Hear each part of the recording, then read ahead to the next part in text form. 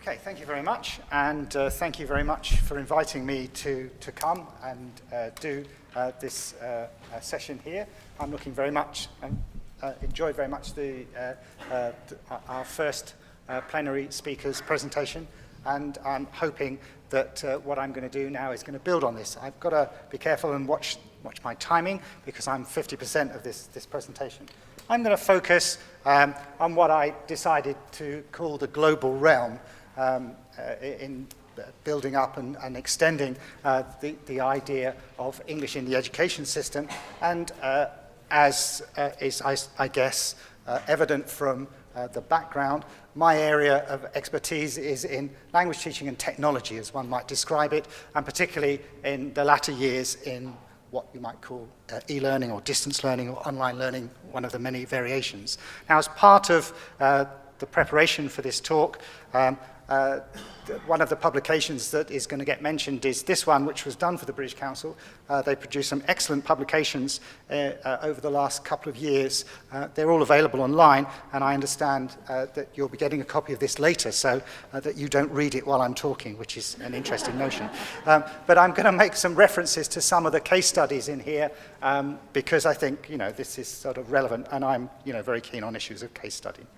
So we can't deny that in the world and in education, we have gone through what one might refer to as a digital turn. But underlying this are the conversations that we have about things. So you see, for example, the symbol for Wikipedia. We see a space like Second Life. We see a family doing something quite traditional, reading with a child, and we see two children in a school gathered round a tablet PC. Now, what's interesting and what's happening here is that these people, they're communicating. So in terms of Wikipedia, the communication is in the construction of the information, so the generation of knowledge. In the Second Life space, we see a group of people gathered together. They might not be in a physical classroom, but they're still gathered together practicing language, in this case, specific purposes language. We see increasingly the use of mobile technologies, both in terms of the phone, but also in terms of the tablet devices. These things are appearing very rapidly in an educational context near you. But I think that the final picture at the bottom left there, I think, reinforces for me again that issue that it's not really, technology has always been part of language teaching.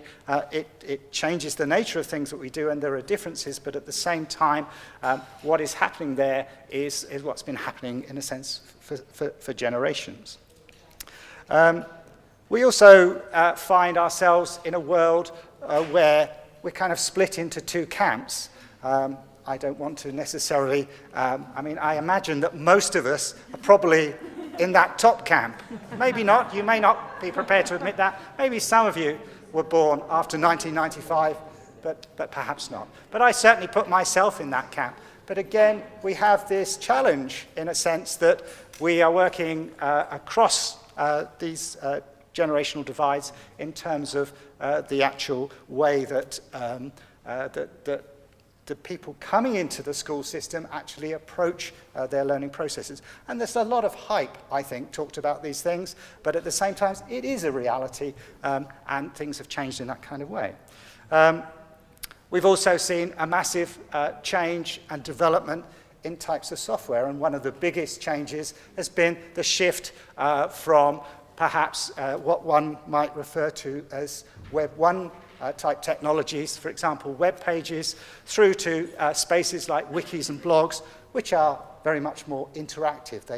They encourage engagement. It's not just about creating something and pushing it out there. It's about engagement and about the dialogue. So we see with again, a piece of traditional software like a word processor.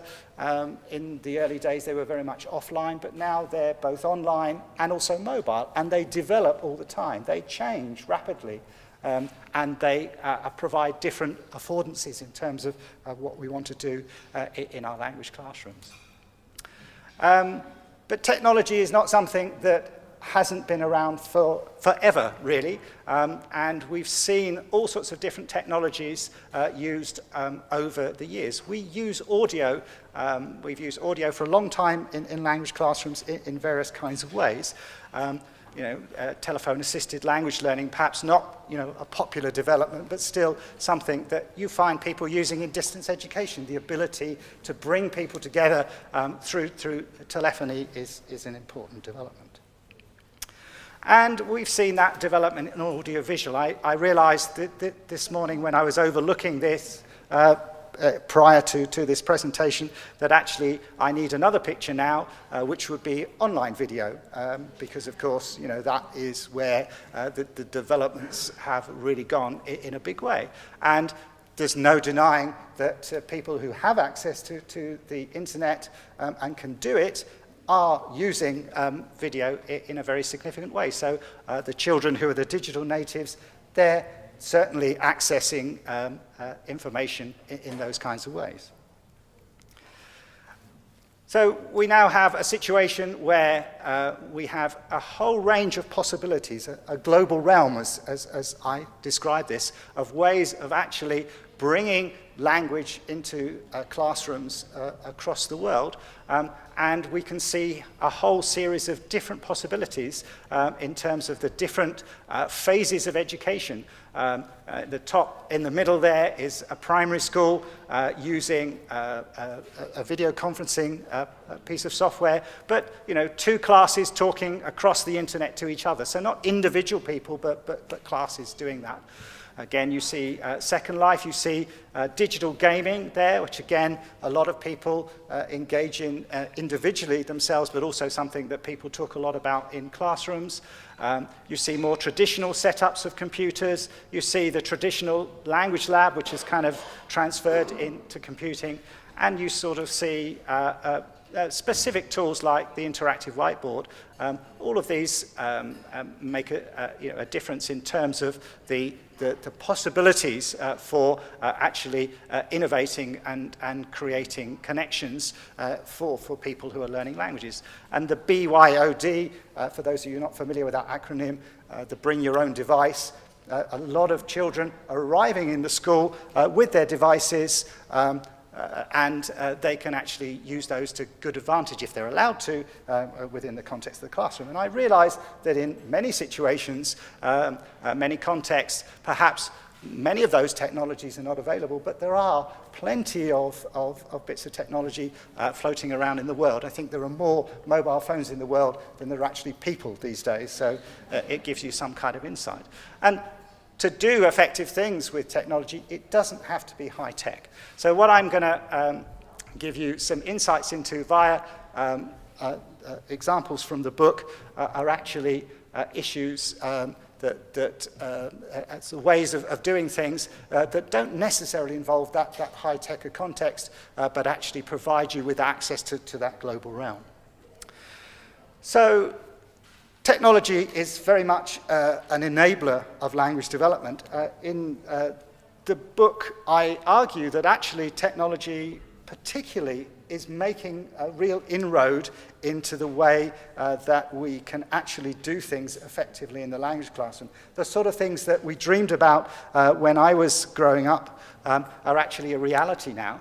They create opportunities for what Merrill Swain calls languaging. And if you're not so familiar with the second language literature, this is the notion of actually doing things with language rather than the more traditional sense of kind of taking on language or absorbing language in Krashen's perspective. It's actually actually practicing using language in a way that's meaningful, making meaning with language, doing sort of authentic things. So we see different skill areas like writing. Technology allows a process to occur. You're not producing something in handwriting that has to be sort of perfect from the beginning. It allows you to go back and do a range of things with it. But it also gives you access to well, in not sense in the writing, but you can see lots of different examples of genres. You can see lots of different material that you can compare to what you're doing. You've got ways of researching and looking for examples of written material.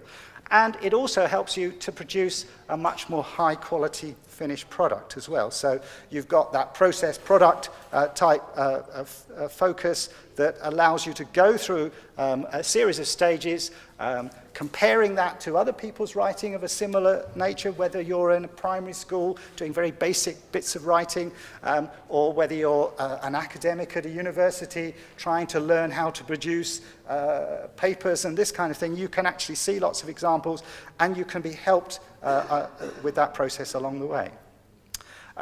In terms of reading, I've mentioned there the notion of input hypothesis. I mean, the idea that the way that we learn languages is much more to do with, what we process, what we take in, to, as I've mentioned, that notion of output, where you actually use the reading as a way to promote the development of language in the sense of using it as the basis of doing stuff. So reading is just not, you don't learn language simply by reading it. You learn language by reading it and then doing something with that material.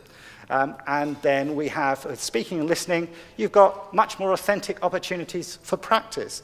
So, for example, the children in the primary classroom who are actually using language to ask real questions, to get real responses to their questions, to actually deal with things like that.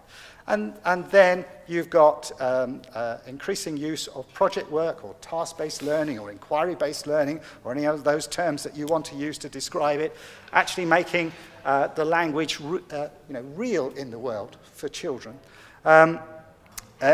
It's one of the things I think we fail to do a lot, is actually show children that language has a function in life, and it's not just an academic subject. It's treated too often as an academic subject and not as a way of actually doing things with language.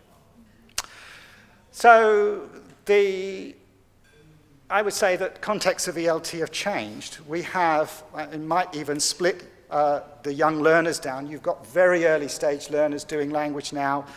You've got more general adult learners. You've got English for specific purposes.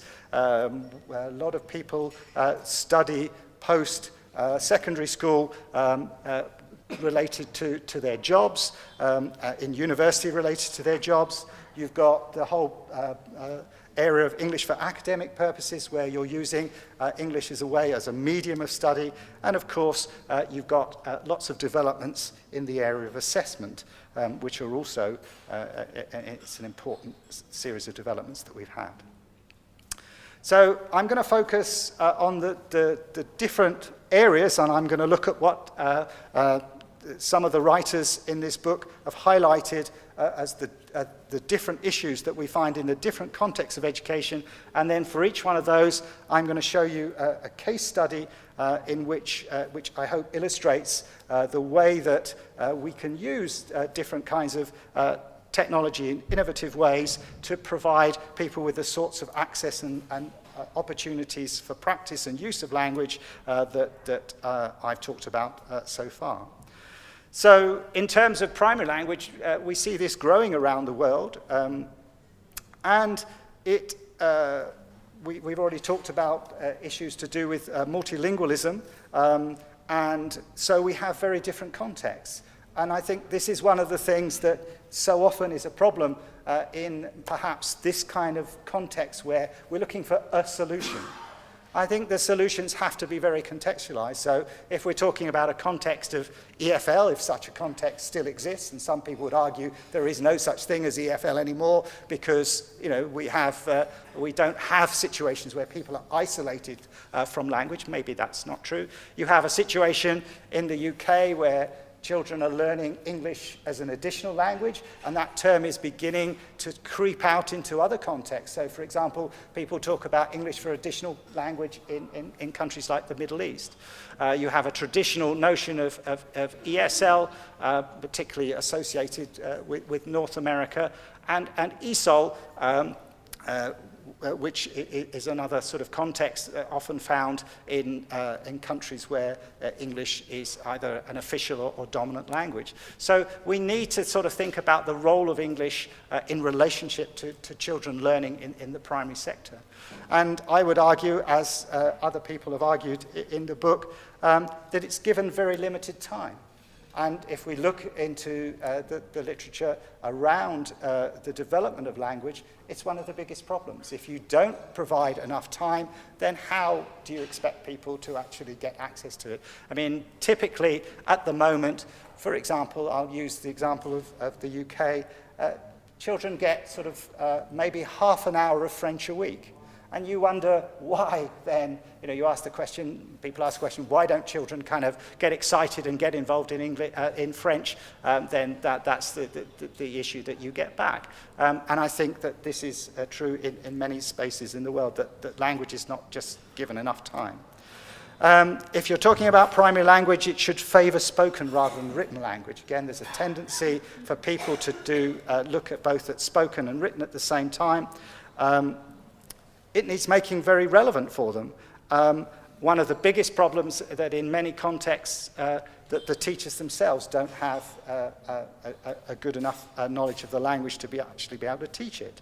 And we have a situation that, as I've mentioned, that many children are growing up digitally literate and, as digital natives, but not necessarily digitally literate. And so the actual engagement with the technology helps them to develop not only language skills, but other more important skills that are related to language at the same time. So this is an example of a study or a case study that was conducted between children in Barcelona. As one of the examples, if you want to look this up later, on page 24 of the book, and you'll see here that they used a number of different technologies to actually engage the children in language work. They used tools like wikis and blogs to actually upload and store information, and they visited an art exhibition. Now, this wasn't an art exhibition that was in the locality necessarily, but this was done in Second Life. The children themselves didn't actually go into Second Life. They controlled an avatar within Second Life, so they were taken around this exhibition. They were asked to move the avatar around the exhibition to focus in on particular things that were interesting to them in the exhibition. And they then created an ebook where they, as it says there, they created a meeting between the two artists that were part of the different contexts. So you've got that project work-based idea. You've got the fact that you've got children working in two different contexts, exchanging language across the internet. You've got other technologies that they're using. They're exploring those technologies. They're beginning to understand the functions of them. And as this says here, these were 6-year-old children. So obviously a complex project, but something where you can engage them quite effectively. In the secondary language context, this is where I would guess that you would say that most language learning takes place. It's still the case where the bulk of language activity is focused. And we find in many parts of the world that the state systems and the private systems are supplemented by additional use of additional resources. So people are spending a lot of money on language learning. It's not necessarily being invested into the school system. School systems are often underfunded and undervalued, but at the same time, people are prepared to pay extra for private tutoring. Again, a typical situation that you find is that some kind of language proficiency test is often linked to university entrance. They're often large classes, and most of the time, people are engaging in formal language work. They're not necessarily doing skills practice. So you lose that relevance. You lose that the fact that these are actually things that you can do stuff with because the focus is on passing the examination and actually not learning the language, and that's, I think, a real problem. Teaching is, of course, then heavily influenced by the exam system, and the test is usually very unlikely to be about communication. It's usually about knowledge of the language. So all of these things have a negative effect in terms of actually enabling children to progress and become interested in the language, to remain kind of excited about the language that they probably were if they had it in the primary sector. And also another feature of secondary language learning is that you do see an increasing shift to use technology in terms of supporting language development. Across the whole curriculum, of course, that's the case. So this is something where we need to make arguments, and we need to work with teachers to enable them to do that kind of work. So you won't be able to read this on the screen, but again, you can refer to this in the book. But I thought this was a good example that might be relevant here, because you're getting countries who are both based in the developing world to work together. So we have a teacher in Cairo working with another teacher in Argentina, using a variety of different tools, for example, using Skype and using Facebook, tools that children are already using in their everyday life to communicate with each other, and then extending that to use in the classroom. And fundamentally, initially, this was bringing a teacher in from the outside, so bringing in real language from the outside to the Egyptian classroom. So this Ayat Al-Tawal, the teacher in Cairo, made a connection with a teacher in Argentina and then invited her into her classroom. And from that, a lot of things happen. So before they knew it, the children were communicating with each other. They were exchanging information in different languages. They were learning Spanish and Arabic as well as English in these courses. So the other community that was also needs to be convinced that this is a good thing was the parental community as well. So the ability to actually put material online meant that the parents could be reassured that this was actually effective work for the children. So not, a waste of time. They weren't just using Facebook to communicate the kind of arrangements for the next, visit to the cinema or something like that. It was actually effective language work. So there's an example from Egypt. If we move on to adult learners, we have a different situation with adult language learners, and particularly in connection with ESP and English for occupational purposes. Adult language learners arrive in their context with particular backgrounds and also requirements. They know much more what they want to do with language. Children, as I've said, they don't really know what languages are for. They don't really understand them. They go to school, it's part and parcel of what they do in school. It's not necessarily something that they particularly engage with. One of the interesting things about ESP is that because it is a relatively small community of people who are learning, particularly in some of the very specific areas, then teachers have to be quite inventive in terms of creating their own material. We were talking over lunch about issues to do with very small communities of other languages in different countries wanting to have access to the curriculum. And this is, I think, very similar to the issues raised here in ESP. Technology opens up that possibility. So if you've got that very diverse multilingual context, then potentially technology opens up those possibilities to allow you to get groups and communities together. And you find communities of ESP teachers actually sharing materials across borders as well. So there's that sort of process going on. So technology opens up possibilities in terms of broadening the curriculum, allowing you to do more targeted material for particular groups and possibly in different languages. Maybe there are only a few of that sort of particular type of teacher around the world, but you get that sort of across kind of country community. So, and in some ways, this is perhaps sort of similar in terms of the idea to the last context, but this is very much about the work situation. This particular teacher in Taiwan is trying to make the learning of English relevant for his students. So he gives them a reason for actually doing the work in English rather than them just doing it because it's on the curriculum. So he basically gets them, this is an advertising course fundamentally, but because of the nature of the advertising world, and if they want a job in that, they've got to be able to communicate effectively in English. So they use a number of different tools to create an online portfolio, a bit like an e-portfolio. We talk a lot about e-portfolios these days in terms of capturing people's ability in language, but this captures both their ability in language, demonstrates that they can use a language effectively, but also shows off the kinds of things that they're doing in this particular area of advertising. And it involves a lot of collaboration with the community. So if you want to make that connection with occupation, and working with businesses, then this provides a platform in terms of linkages between people who are in the advertising industry who've got real needs and the students who are actually learning those skills as well. So technology opens up those sorts of possibilities in terms of enabling development to go on.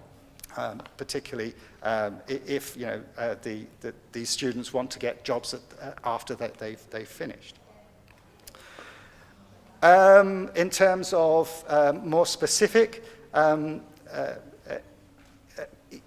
sort of ESP, the EAP context, this is perhaps an area that features much more in countries like the UK, but we do see these developments elsewhere where English is actually used as part of the curriculum, and people are expected to write and speak in terms of the using English in terms of their academic progress. And of course we see the dominance of language exams like IELTS, which control people's access to